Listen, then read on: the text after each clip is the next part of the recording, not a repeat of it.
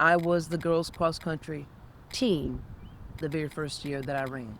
The experience of me being the only girl, I felt spoiled in a way.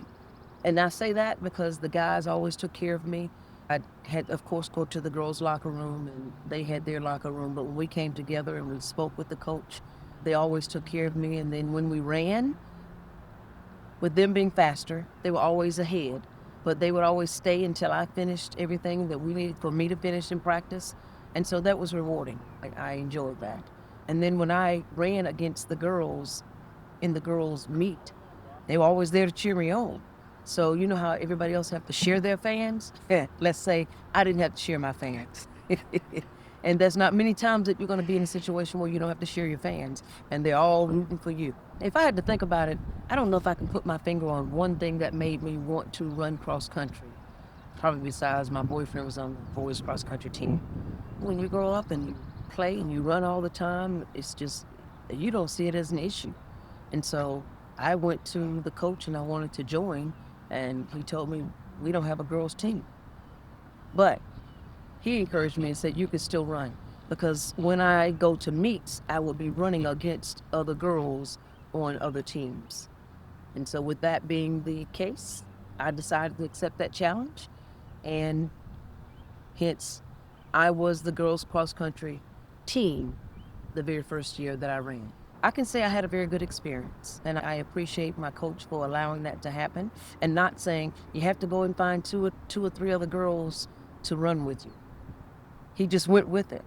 And then the very next year, we had girls just to join the team, and I continued to run. And that allowed me to get a track scholarship, a track and cross country scholarship for college. I never thought about let me do this to get a scholarship.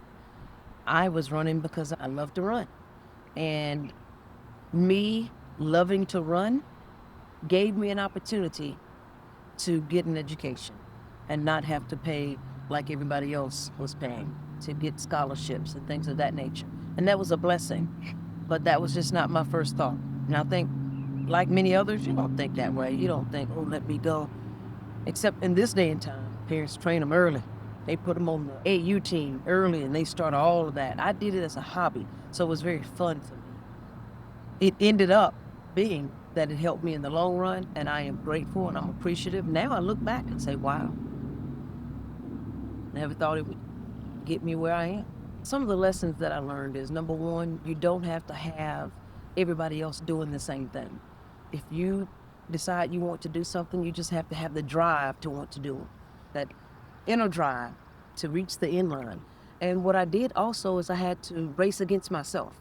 Sometimes we want to race against other people to see what they're doing, want to be better. I had to race against myself. That means it taught me how to work on things to try to get better and better, and not to get better than someone else, but to be better than myself.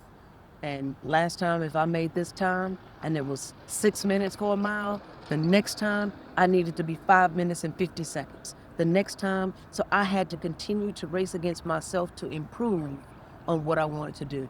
And that gives you a lot of drive when you're willing to do things like that. So I think that helped me then, but it also, I'm living with that right now because I work daily to be better, and not so that I can be better than someone else, but I need to always improve for myself because you're never just there, right? No one's perfect.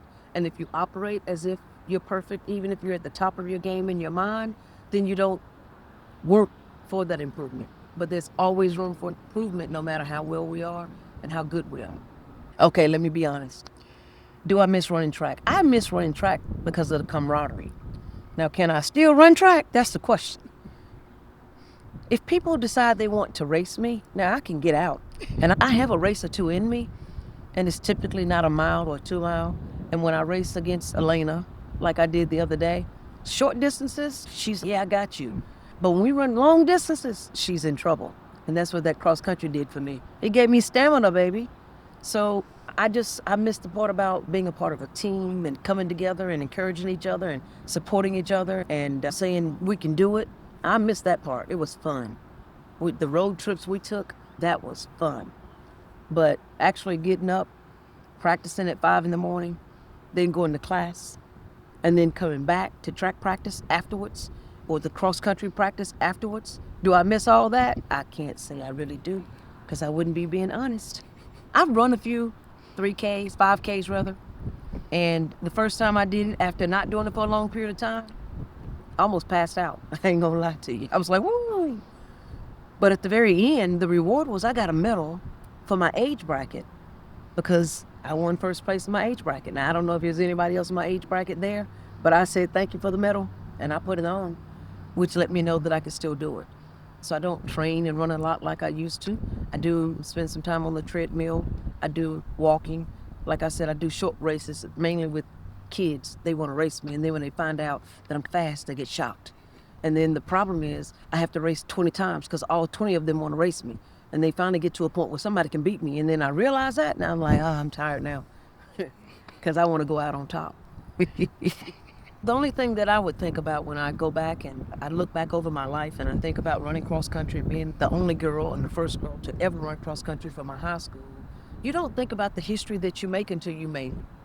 And so it made me look back and say, wow, I did that. But I never lived my life saying, I was the only girl, I did this. I just never lived my life that way. I lived life and I did the things that I wanted to do. And now I realize that I have made my own pathway. I blazed my own trails. I didn't have to follow anybody. There's different times when I did have examples and I said, wow, I want to be like them. I want to be able to do that. If they did it, then I can do it. I've done that because I've always wanted to be better, and I've learned life lessons like that. But I also learned that if there's something that I wanted to do and no one else has done it, didn't mean that it had to stop me. That I can keep working, keep fighting, keep trying, and if you do that, you can reach your goal. And it's okay to fail, because I think sometimes people think, I might not make it. It is okay to fail, because I would tell people, falling makes you better. It makes you a champion. It makes you realize that I started, even though I failed a few times, I was able to make it to my end goal. And I think that's important because I see many kids, even many adults today, afraid to even try something because they're afraid to fail. Failure makes you strong.